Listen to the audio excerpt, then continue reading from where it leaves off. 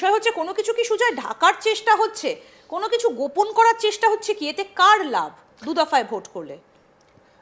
দেখো এখনো পর্যন্ত যেটা কমিশনের তরফ থেকে যে প্রস্তুতি শুরু হয়েছে সেখানে যেটা দেখা যাচ্ছে যে আমাদের রাজ্যে এখনো অতি স্পর্শকাতর যে বুথের সংখ্যা, যে বুথের সংখ্যা আমরা 2021 বা 2019-এ যে সংখ্যাটা দেখছি, যেখানে স্পর্শকাতর বুথ সেখানে কিন্তু কেন্দ্রীয় বাহিনী যেরকম সংখ্যাটা বেশি থাকে, ঠিক সেইভাবে আমরা যে কিউআরটি টিম, মানে যখন হঠাৎ করে যদি সেখানে কোনো গন্ডগোল হয় তাহলে কিউআরটি টিম সেখানে পৌঁছে যায়।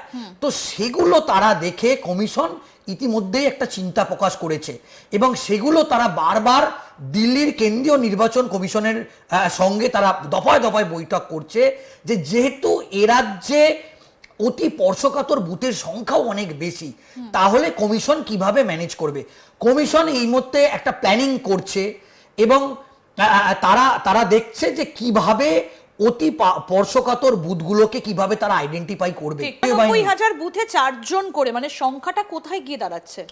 সেই সংখ্যা এবং সেই সংখ্যা এত সংখ্যক কেন্দ্রীয় বাহিনী নিয়ে এসে ভোট করা, সেটা কমিশনের কাছে একটা চ্যালেঞ্জ। এবং আজকে যেটা আমরা জানতে পাচ্ছি যে দিল্লিতে এই কেন্দ্রীয় বাহিনী নিয়ে জ্ঞানেশ কুমার তিনি একটা গুরুত্বপূর্ণ বৈঠক করছেন এবং আমাদের রাজ্যে সিও মনোজ আগরওয়াল তিনি মঙ্গলবার এই কেন্দ্রীয় বাহিনী মোতায়েন নিয়ে বৈঠক করবে। সেক্ষেত্রে এখন যেটা ব্যাপার, এবং এটা নিয়ে ইতিমধ্যেই একটা চমকপ্রদ ব্যাপার এবং এই মুহূর্তে কানাঘুষো চলছে যে আমাদের রাজ্যে কি সত্যি দু দফায় বা যেটা জানা যাচ্ছে যে সর্বোচ্চ 3 দফায় ভোট, সেটা কি সম্ভব? আমাদের রাজ্যের যে ভৌগোলিক পরিস্থিতি এবং এখানে শান্তিপূর্ণ নির্বাচন করা নির্বাচন কমিশনের কাছে একটা কঠিন চ্যালেঞ্জ। এবং আমরা দেখেছি যে যদি আমরা গোটা দেশের কথা বলি, সব থেকে মানে গন্ডগোলের আশঙ্কা থাকে পশ্চিমবঙ্গে। এবং আমরা দেখেছি যে কমিশন এখনো পর্যন্ত যে যে যে কমিশন যে কাজ করছে, যে অতি উত্তেজনাপূর্ণ যে বুথগুলো সেগুলোকে ইতিমধ্যে আইডেন্টিফাই করেছে, সেই সংখ্যাটা একটা প্রচুর পরিমাণে।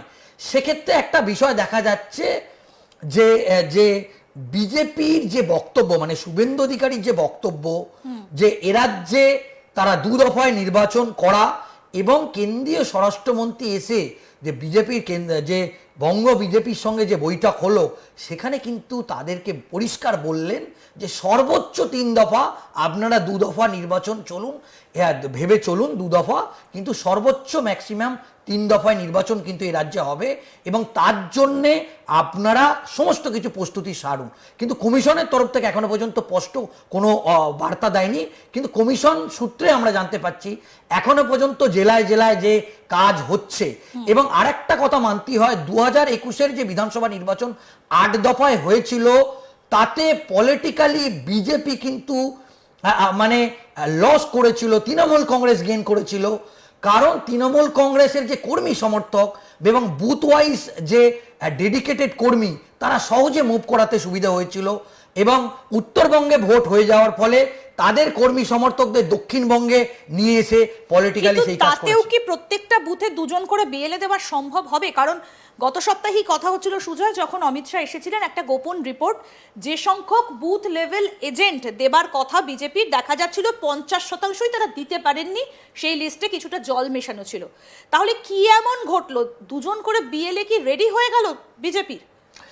দেখো এখনো পর্যন্ত আমরা যদি 2024-এর বিধানসভা নির্বাচন ধরি, 2024-এর লোকসভা ধরি, তাহলে 80,000 বুথ ছিল, সেই বুথ আরো বেড়ে গেল, সেটা 95,000 2026-এর বিধানসভা নির্বাচনে।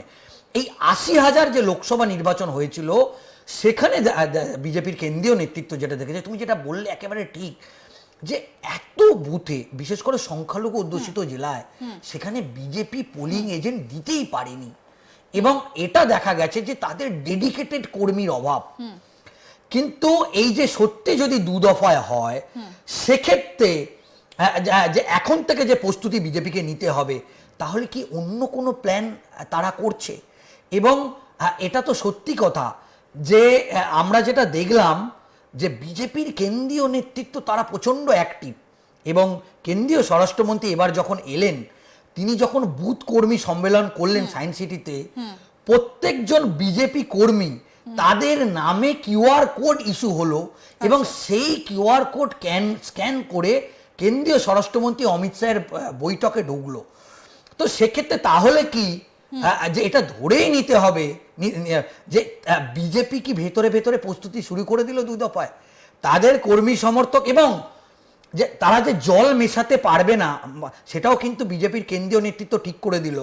কারণ তারা কি করতো, বাইরে থেকে যদি কলকাতা জোনের মিটিং হয় অন্য জায়গা থেকে লোক নিয়ে এসে অমিত শাহের মিটিং ভরানোর প্ল্যান করে বা করেওছে, সেটা কিন্তু করতে পারলো না।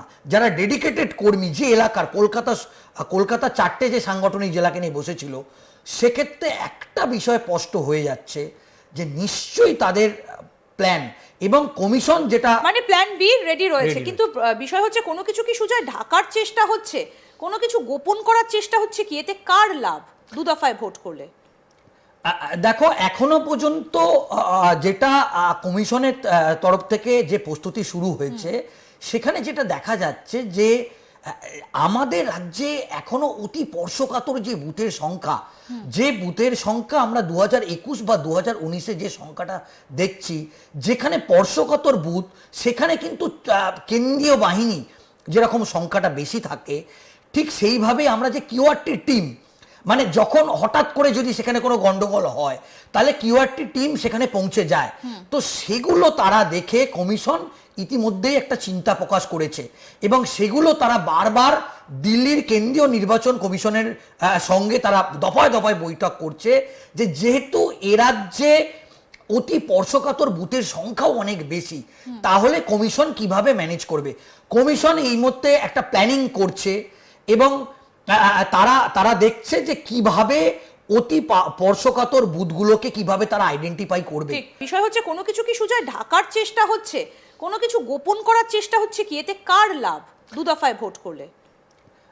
দেখো, এখনো পর্যন্ত যেটা কমিশনের তরফ থেকে যে প্রস্তুতি শুরু হয়েছে, সেখানে যেটা দেখা যাচ্ছে যে আমাদের রাজ্যে এখনো অতি স্পর্শকাতর যে বুথের সংখ্যা, যে বুথের সংখ্যা আমরা 2021 বা 2019-এ যে সংখ্যাটা দেখছি, যেখানে স্পর্শকাতর বুথ, সেখানে কিন্তু কেন্দ্রীয় বাহিনী যেরকম সংখ্যাটা বেশি থাকে, ঠিক সেইভাবেই আমরা যে কিউআরটি টিম, মানে যখন হঠাৎ করে যদি সেখানে কোনো গন্ডগোল হয় তাহলে কিউআরটি টিম সেখানে পৌঁছে যায়।